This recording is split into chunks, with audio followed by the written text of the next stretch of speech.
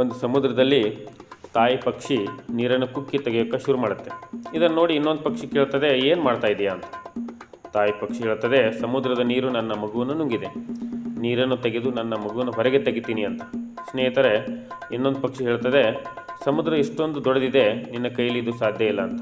ಮಿತ್ರರೇ, ಆಗ ತಾಯಿ ಪಕ್ಷಿ ಹೇಳ್ತದೆ, ಸಾಧ್ಯವಾದರೆ ಸಹಾಯ ಮಾಡು, ಸಲಹೆ ಬೇಡ ಅಂತ. ಗೆಳೆಯರೇ, ಆ ಪಕ್ಷಿ ಕೂಡ ನೀರನ್ನು ಕುಕ್ಕಿ ತೆಗೆಯೋಕ್ಕೆ ಶುರು ಮಾಡುತ್ತೆ. ಈ ಥರ ಲಕ್ಷಾಂತರ ಪಕ್ಷಿಗಳು ಬಂದು ನೀರನ್ನು ಕುಕ್ಕಿ ತೆಗೆಯೋದಕ್ಕೆ ಶುರು ಮಾಡ್ತವೆ. ಮಿತ್ರರೇ, ಇದನ್ನು ನೋಡಿ ವಿಷ್ಣುವಿನ ವಾಹನ ಗರುಡ ಪಕ್ಷಿ ಬಂದು ನೀರನ್ನು ತೆಗಿಬೇಕು ಅಂತ ಡಿಸೈಡ್ ಮಾಡುತ್ತೆ.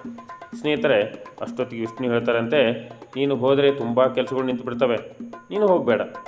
ಅದು ಅಲ್ಲದೆ ಸಮುದ್ರ ಅಷ್ಟು ದೊಡ್ಡದಾಗಿದೆ, ನಿನ್ನಿಂದ ನೀರು ತೆಗೆಯೋದಾಗೋದಿಲ್ಲ ಅಂತ. ಗರುಡವಾಹನ ಗರುಡ ಪಕ್ಷಿ ವಿಷ್ಣುವಿಗೆ ಹೇಳ್ತಂತೆ, ಸ್ವಾಮಿ ಸಲಹೆ ಬೇಡ, ಸಾಧ್ಯವಾದರೆ ಸಾಥ್ ಕೊಡಿ ಅಂತ. ಆಯಿತು, ವಿಷ್ಣು ಕೂಡ ಗರುಡ ಪಕ್ಷಿ ಜೊತೆ ಕೆಳಗೆ ಬರ್ತಾರೆ. ಸಮುದ್ರ ರಾಜ ವಿಷ್ಣುವನ್ನು ನೋಡಿ ಹೆದರಿ ಸೈಡಿಗೆ ಜರಿದು ಆ ಮಗುವನ್ನು ತೆಗೆದು ತಾಯಿ ಪಕ್ಷಿ ಕೊಡ್ತದಂತೆ. ಗೊತ್ತಾಯ್ತಲ್ಲ, ಜೀವನದಲ್ಲಿ ನಿಮ್ಮ ಜೊತೆ ಇರೋರನ್ನು ಸಾಧ್ಯವಾದರೆ ಸಾಥ್ ಕೊಡಿ, ಸಲಹೆ ಬೇಡ. ಧನ್ಯವಾದ ಮಿತ್ರರೇ.